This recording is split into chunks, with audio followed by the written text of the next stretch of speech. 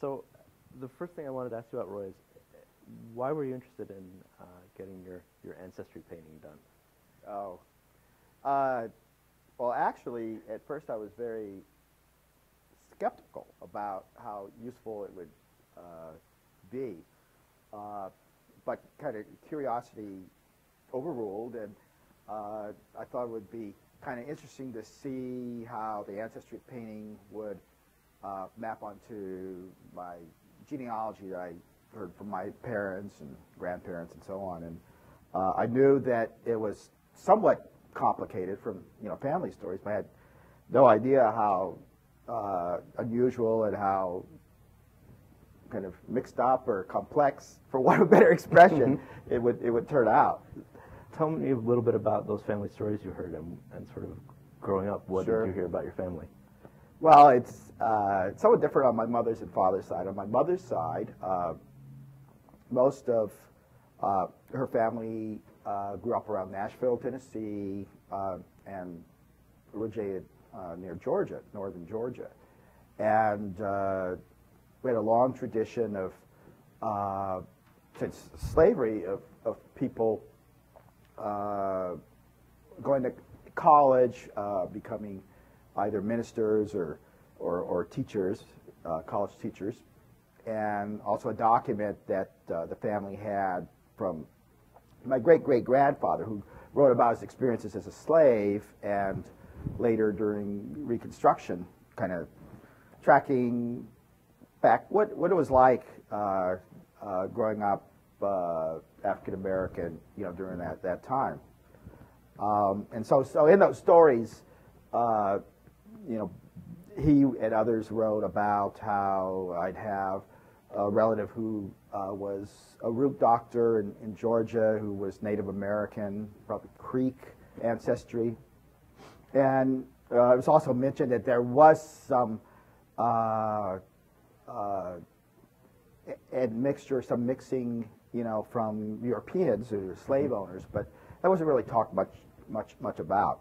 So this was actually in documents that your great-great-grandfather wrote, sort of on a memoir. A memoir, yeah, later in his life. He was a Methodist preacher, itinerant Methodist preacher, and later, I think in the very early 1900s, he kind of wrote it all down, dating back to the early 1800s about his childhood. So that was the background you learned That first. was the background I learned, and later we actually sent it to the Library of Congress. It's now in the Library of Congress. It's a kind of a biography of a slave during Reconstruction. So that was on my mother's side, who most of whom taught at Fisk University. Then my father's side was sort of a mystery. We knew that his mother was African American and that his father was European American, but for the most part that was it.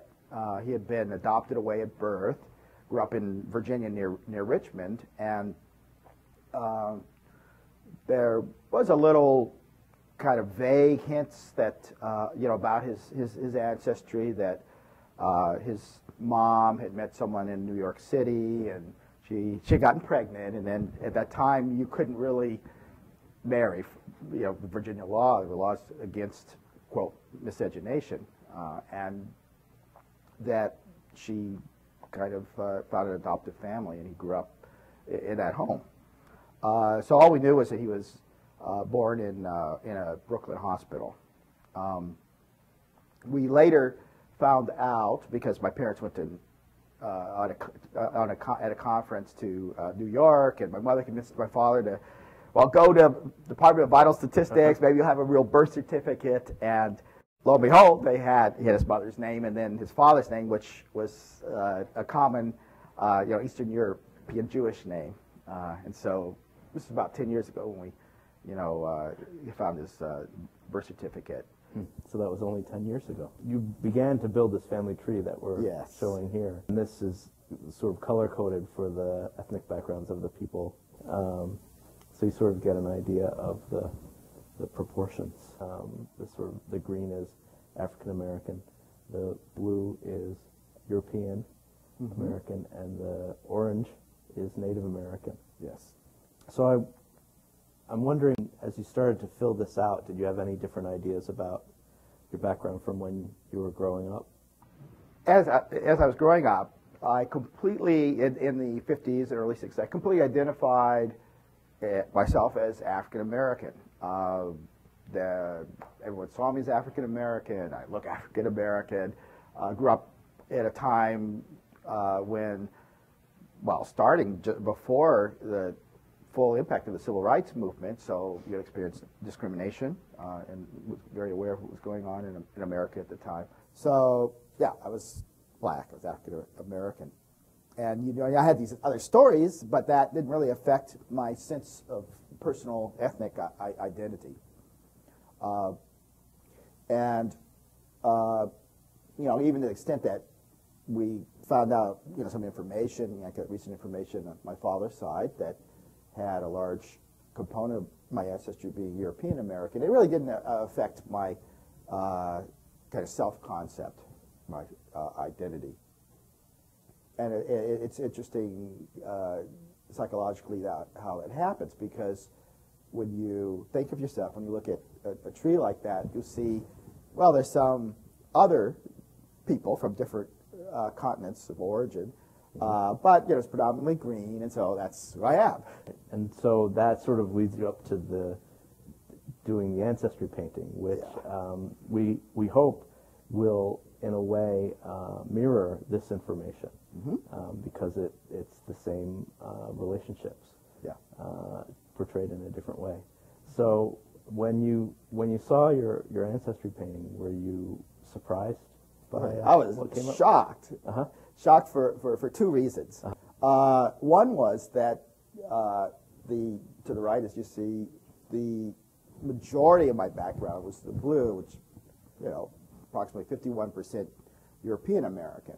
I never would have thought that, and you know, having been acculturated in the United States, you know, as an African American, to receive that, see it online, there's a large, the major percentage being European American, caused a bit of reflection for a couple of days. You know, I mean, genetically, I mean, maybe I'm African American socially, genetically. Am I, you know, predominantly European American? How does it affect disease risk for diseases like hypertension, prostate cancer, and so on?